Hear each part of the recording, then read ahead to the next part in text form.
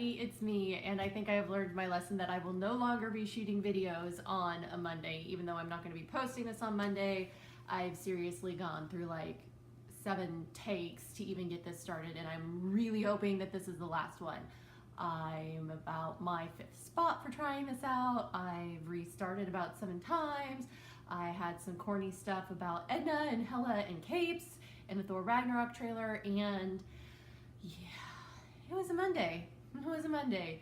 So anyway, I am here bringing you an extra video this week as I missed last week for you. And so I wanted to chat a little bit about today why you're not really going to see any to be read lists here for me unless it's for something special like a readathon or a booktubeathon, anything like that. I really don't set TBR lists for myself for the month. And the reason for that is just with life and having a kid, going back to school and having a full-time job, I had tried to make to-be read lists, and I would just overachieve with myself and just overset expectations, and then when I didn't read all of those books in a month, just got really disappointed in myself, and it wasn't worth the stress and disappointment. What I do, however, is I set a reading goal for the year. So for this year, I set a goal to read 30 books. I figured that's a little bit more than 2 books a month, not quite 3, and that gives me some leeway and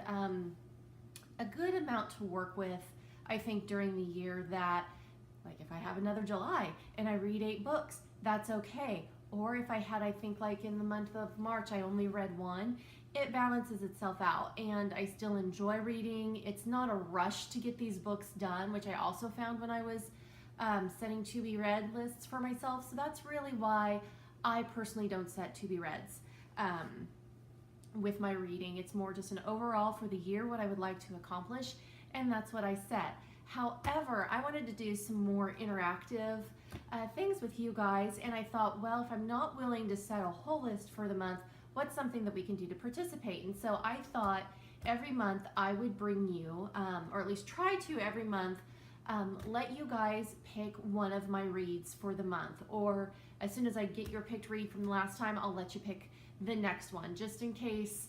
I just have a feeling in September not a lot's going to get read with the kiddo and I both starting back up into school, but we'll see. Don't want to jinx myself. So for this first pick for you guys, I decided I would get out some books that are the start of some series that I haven't read. And I have 3, and you're going to learn I love number 3 and the multiples of 3, and you're going to find that that's just how this little brain works. So the first book you have to pick from is A Study in Charlotte, and I've heard good things about this. This is the great-great-great-granddaughter of Sherlock Holmes, and then it is, his name is Jamie Watson, and they are related to Watson and Holmes, Sherlock Holmes and Watson. And they are at a prep school in Connecticut, and they get framed for a murder. So they find that they are going in and following in their ancestors' shoes. It's supposed to be a trilogy, so this is the first book of the trilogy. I think the second book came out this year, and in true Jennifer fashion, she picked up the second one, and it sounded really good, only to learn that it was the first. But on the advice of the bookstore owner, this sounded really good. So this is our first pick for the series that Jennifer should start next. The next book is off of my BookTube-a-thon to be read list that I had picked, which was Trial by Fire. And if you'll remember, this is a book about a girl who, in current Salem, where we exist now, she has horrid severe allergies, and she's very, very weak. And one day she finds herself transported into a different Salem, and she finds herself very strong, that she's a very powerful witch. And it's her, she comes to find that this Salem is in trouble, and she's brought into all of the, you know, the shenanigans with that. And so I thought we'd leave this one on here. This was from the BookTube-a-thon to be read, and I didn't get to it. This was one I didn't get to, and so I'd let you see if maybe this would be the one that won out for pick. I also went back and found a book that's been on my shelf for a while, and I probably shouldn't admit it with the book, but the next book up for grabs is the first book in the Illuminae files, Illuminae. And this one is, well, I don't think I could get a better description. It's an exuberant mix of space opera, romance, zombies, hackers, and political thrills told with eccentric aplomb. So yeah, one, I thought it's just got really interesting. It's more of a multimedia book, so that's with the cover. There's a lot of redaction. These are supposedly, this book is supposedly hacked files. There are two corporations that are at war with one another, and the story opens with a girl, Katie, breaking up with her boyfriend and then getting thrust together on this adventure. So it just sounds really cool. It looks really cool on the inside. But that is the third pick for the series that Jennifer should start. I know this is, I think, also a trilogy. I do have the second book, Gemina. I think it's, yeah, Gemina. It's over there on the shelf. So I do have the second one. I have the second books, well, except for Studying Charlotte. So I have the next ones in the series so I can keep on going. That being the case. And so I think the third book for Illuminate comes out either this year or maybe early next year. It might be a 2018 release.